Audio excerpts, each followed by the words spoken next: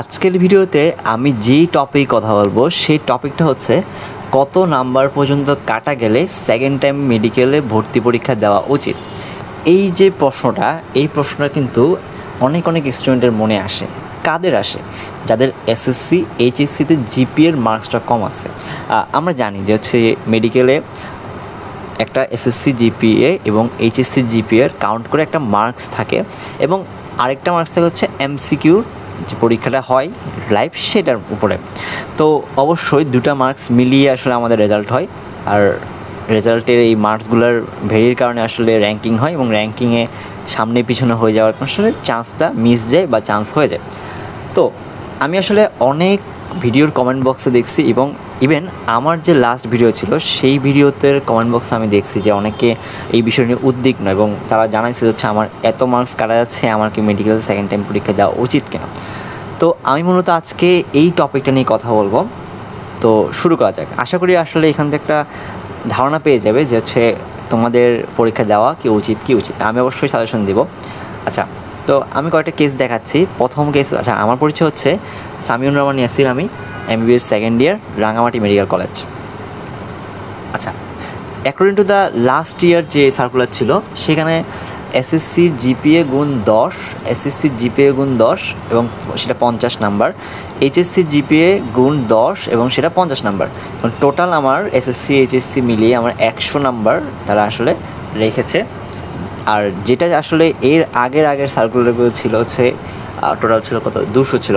অর্থাৎ আমার এসএসসি জিপিএর সাথে 15 গুণ এবং এইচএসসি জিপিএর সাথে আমার 25 গুণ। এখানে হচ্ছে 75 ছিল আগের বছর, যদি এটা ইম্পর্টেন্ট না তাও আমি জানাচ্ছি। আর এখানে ছিল হচ্ছে 125, সেটা এবার না, মানে গতবার সার্কুলারে সেটা কমিয়ে দেওয়া হয়েছে। ওকে, সো এটা হচ্ছে আমাদের যে স্ট্রাকচারালভাবে কাউন্ট করা হয় সেটা। পরবর্তী আমি একটা কেস 1 আনলাম।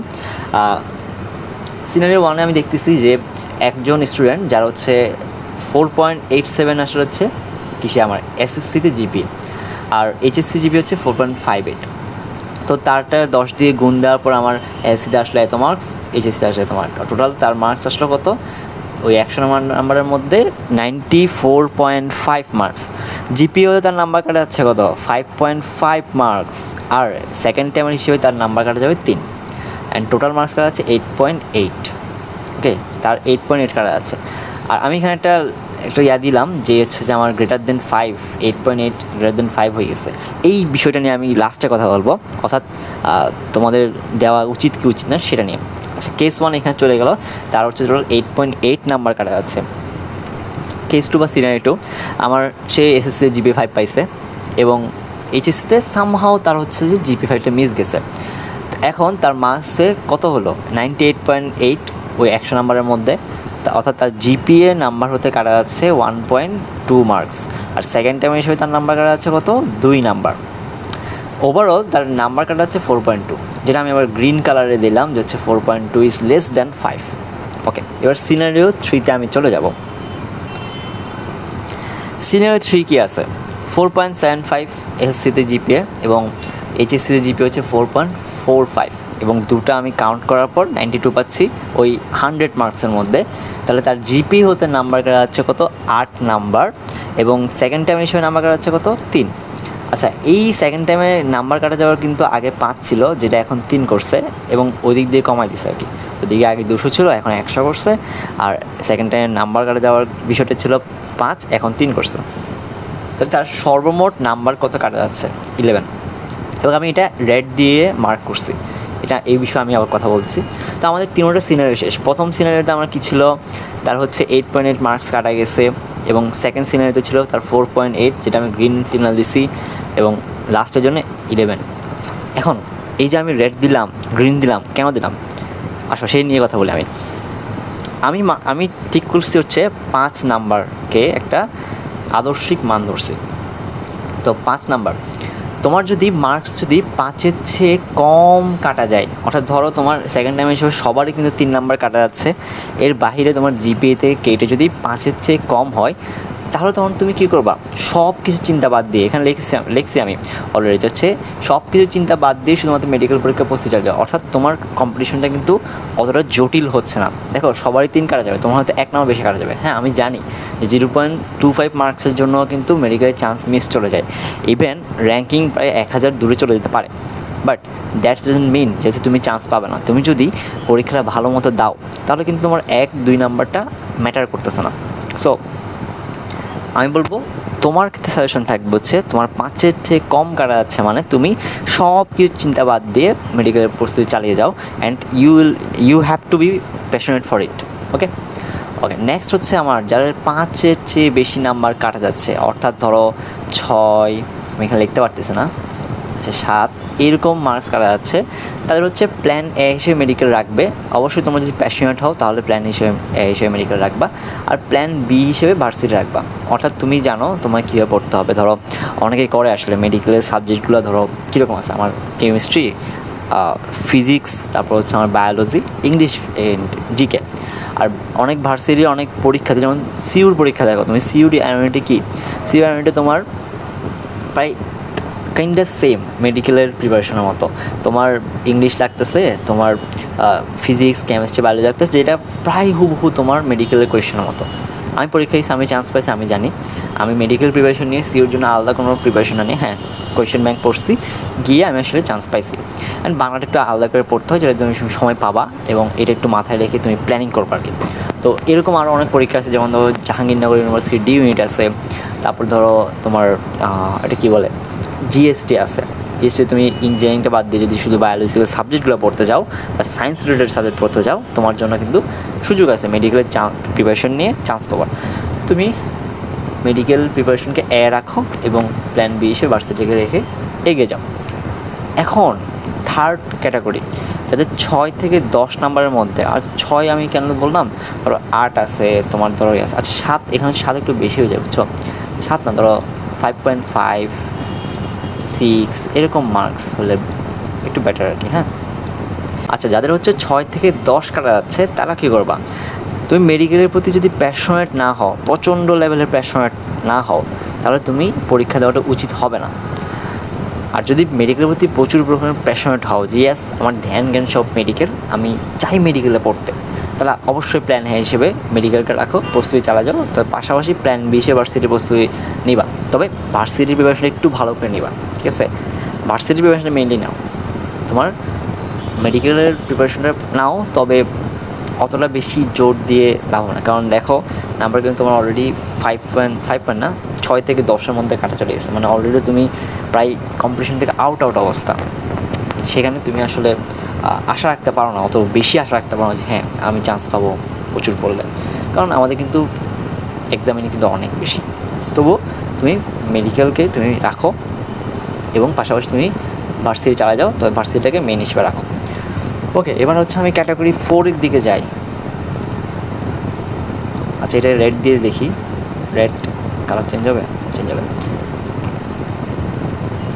যাদের 10-এর উপরে আছে, অর্থাৎ আমার ক্যাটাগরি 3, এই যে যারা আমি দেখালাম যাদের হচ্ছে 5-এর চেয়ে বেশি, 11 চলে গেছো, 11 বা 10-এর চেয়ে বেশি আর কি। হ্যাঁ তাদের ক্ষেত্রে হচ্ছে তোমার শুধুমাত্র ভার্সিটির প্রস্তুতি নাও।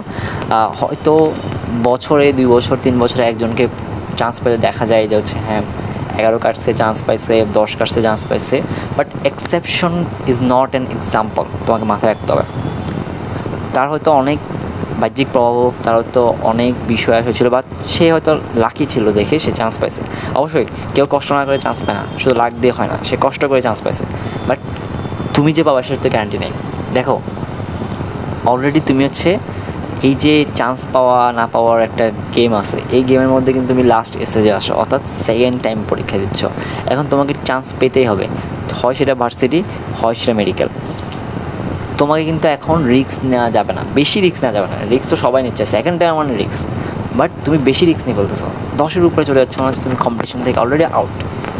কিন্তু এখন জোর করে তুমি মেডিকেলে প্রস্তুতি নিচ্ছ, মানে হচ্ছে তুমি ভার্সিটিরাও হারাচ্ছ। আর যদি কারো যদি এমন হয়, ডিফারেন্ট কেস, যে হচ্ছে সে অলরেডি ভালো ভার্সিটির চান্স পায় বসে আছে, তার জিপিএতে মার্কস 10-এর উপরে কাটা যাচ্ছে, কিন্তু সে মেডিকেল যাচ্ছে, হ্যাঁ তুমি দাও, তোমার ক্ষেত্রে আলাদা বিষয়, তোমাকে নিয়ে আমি বলছি না। কিন্তু যাদের ক্ষেত্রে আসলে তেমন একটা কোথাও হয় নাই, এক্ষেত্রে ভার্সিটির মেইন ফোকাসটা দাও, অ্যান্ড ভার্সিটির প্রিপারেশন নিয়ে তুমি পরীক্ষা দিয়ে যেতে পারো, চাও সমস্যা নেই, মেডিকেল ভর্তি পরীক্ষা বসো, কিন্তু আলাদাভাবে ওরকম প্রিপারেশন নেওয়া উচিত হবে বলে আমার মনে হচ্ছে না, ঠিক আছে। তো ওভারঅল যে বিষয়টা আমি যদি আরেকবার সামারাইজ করি, তাহলে হচ্ছে প্রথমে আমি যদি দেখাই, প্রথম যা হচ্ছে পাঁচের চেয়ে কম নাম্বার কাটা যাচ্ছে জিপিএ মার্কসে, তারা হচ্ছে যে সব কিছু চিন্তা বাদ দিয়ে মেডিকেলের প্রস্তুতি চালায় যাও, ঠিক আছে। আর যারা হচ্ছে তোমার ধরো আমার নাম্বার কাটা যাচ্ছে কত, তোমার 5-এর চেয়ে একটু বেশি কাটা যাচ্ছে, তারা হচ্ছে প্ল্যান হিসেবে মেডিকেল, মানে মেনলি তুমি প্ল্যান মেডিকেল হিসেবে রাখো মেডিকেলকে, আর ভার্সিটির প্রিপারেশন সেম এজ যেগুলো ভার্সিটির প্রিপারেশন আছে সেটা নাও, যেমন বললাম সিইউ, জেইউ, জিএসটি এরকম প্রিপারেশনটা নাও, ঠিক আছে। ওভারঅল তাহলে তোমার হচ্ছে যে কোনো একটা না একটা হয়ে যাবে ইজিলি। আর যাদের হচ্ছে 6 থেকে 10-এর মধ্যে মার্কস কাটা যাচ্ছে, তাদের ক্ষেত্রে হচ্ছে তোমার কি, তুমি ভার্সিটিতে মেনলি ফোকাস রাখো, তবে মেডিকেলের প্রিপারেশন নাও পাশাপাশি বলতে জিকেটা পড়ো, তারপর ধরো তুমি একটু মেডিকেলের কোয়েশ্চেন ব্যাংকটা পড়লা, এভাবে করে তুমি প্রস্তুতি নাও। আর যাদের 10-এর উপরে কাটা যাচ্ছে, তাদের ক্ষেত্রে আমি বলবো হচ্ছে তুমি সোললি ভার্সিটির প্রিপারেশন নাও, মেডিকেলের নেওয়ার দরকার নেই, কারণ অবশ্যই exception is not an example. সবশেষে আমার একটা কথা থাকবে যে হচ্ছে তোমার যেখানেই পরীক্ষা দাও বা যেভাবে পরীক্ষা দাও না কেন, খুব ডেডিকেটেড দাও। দেখো সেকেন্ড টাইম বলতে কী বুঝো, সেকেন্ড টাইম বলতে হচ্ছে তুমি যে চেষ্টাটা করতেছো বা তুমি যেই ভার্সিটি মেডিকেল যেখানে পড়ার চেষ্টা করতেছো সেটাতে চান্স পাওয়ার শেষ একটা ধাপ, শেষ একটা চেষ্টা। তুমি যদি এটা ডেডিকেটলি না নাও বা ডেডিকেশন না দেখাও, তাহলে আসলে তুমি হারাচ্ছ সুযোগ, ঠিক আছে। এরপর আসলে কোনো থার্ড টার্ম দেওয়ার অপশন নাই। একজন ফার্স্ট টাইমের কাছে তোমার অবশ্যই তার সুযোগ আছে যে কি, সে এবার না হোক পরের বার সে দিতে পারবে। ধরো মেডিকেলে যারা ফার্স্ট টাইম চান্স পায়নি, ধরো আমার কথা বলি, আমি হচ্ছে যে খুব ডেডিকেশন দেখাই, কিন্তু আমি পড়ালেখা করছি ফার্স্ট টাইম মেডিকেলের জন্য, কিন্তু আমার আসলে হয়নি ফার্স্ট টাইমে। অন্যান্য ভার্সিটি সব জায়গায় হয়েছে, কিন্তু আমার মেডিকেল হয়নি। তো আমার যে প্যাশন ছিল আমি সেটা পূরণ করতে পারি নাই। এখন আমি ভাবছি যে ইয়াস সমস্যা নেই, আমি এবার হয় না তো গেছে, সেকেন্ড টাইম দিয়ে আমি টিকবো। কিন্তু হোয়াট ইফ যদি আমার সেকেন্ড টাইমও না হতো, তো আমার কি থার্ড টাইম দেওয়ার অপশন ছিল না। ওই কথা আমি চিন্তায় রেখে আমি আসলে দিন রাত এক করে পড়ছি। এমনও সময় হয়েছে যখন আমি 14 ঘন্টা 15 ঘন্টা পড়ছি, এন্ডটা আমার খাতায় এখন লেখা আছে। এমন যখন আমি পড়ালেখা নিয়ে, মেডিকেল তো অনেক বেশি চাপ পড়ালেখার, তো মনে হয় যে আমার পড়া শেষ হচ্ছে না, বা কালকে হয়তো, যেমন একদিন আমার 5টা বোনস আইটেম ছিল, হ্যাঁ, আমি ক্লিয়ার পড়তে হবে অনেক। তা আমি দেখতেছি হচ্ছে আমার ডেডিকেশন আসতেছে না যে ভাই কখন শেষ করে গেলাম। তখন আমার ওই ডায়েরিটা খুললাম, দেখলাম হচ্ছে 15 ঘন্টা পড়ছে না একদিন। তো 15 ঘন্টা পড়তে না পারলেও আমি ওই দিন ভালোই পড়ছি, এবং পরের দিন গিয়ে আসলে বোনস আইটেম ক্লিয়ার করে ফেলছি। তো এই যে তোমার ডেডিকেশনটা ভিতর থেকে আসতে হবে, তোমাকে বারবার মাথায় রাখতে হবে, it's and do or die game, ঠিক আছে। তো তোমাকে ভালো করে পড়তে হবে, নিজের জন্য হোক বা পরিবারের জন্য হোক, পড়া ছাড়া আসলে কোনো কথা নাই। দেখো অনেকের আসলে মানে ফ্যামিলিগতভাবে একটা সামর্থ্য আছে যে সে প্রাইভেটে পড়তে পারে, প্রাইভেট মেডিকেল হোক, সেটা প্রাইভেট ভার্সিটি পড়তে পারে। কিন্তু আমি মনে করি যে বাংলাদেশে আসলে বেশিরভাগ মানুষের আসলে সেই সামর্থ্যটা নাই যে হচ্ছে প্রাইভেটে পড়বে। তো তাদের ক্ষেত্রে কি, তাদের ক্ষেত্রে অবশ্যই উচ্চশিক্ষার জন্য একমাত্র দ্বারপ্রান্ত কি, সেটা হচ্ছে আমার এই পাবলিক। তো তোমাকে সেভাবে ওয়াইসে ডিসিশন নিতে হবে, আবেগের বিষয়ে সব কিছু করা যাবে না। এই যে আমি বললাম আজকে যে কত মার্কস তোমার ক্যাটাগরিতে কোথায় কী প্রস্তুতি নেই, বা সেটা চিন্তা করো। ধরো অনেকে আসছে যারা 11, 12, 13 কাটা যাচ্ছে, ভাবতেছো মেডিকেলে দিলাম টিকে যাব, উচিত না। তোমার কিন্তু শেষ গেম। সো এই গেমটা তোমাকে ওয়াইসলি খেলতে হবে, তোমাকে বুঝতে হবে যে আমার কোথায় গেলে আমার হয়তো চান্স পাওয়ার রেশিওটা বেড়ে যাচ্ছে। আর যাদের খুবই ভালো প্রিপারেশন, তারা তো আশা করি সব জায়গায় টিকে যাবা। তো তোমার জন্য তো শুভকামনা আগে থেকেই। আর দিন শেষে একটা কথা বলবো, এই যে যেখানে পড়ো, যেভাবে পড়ো, ডেডিকেটলি পড়ো। সো আজকের মতো আসলে ভিডিও শেষ করছি। আশা করি পরবর্তী কোনো ভিডিওতে দেখা হবে। টিল দেন, আল্লাহ হাফেজ, পড়ালেখা করো।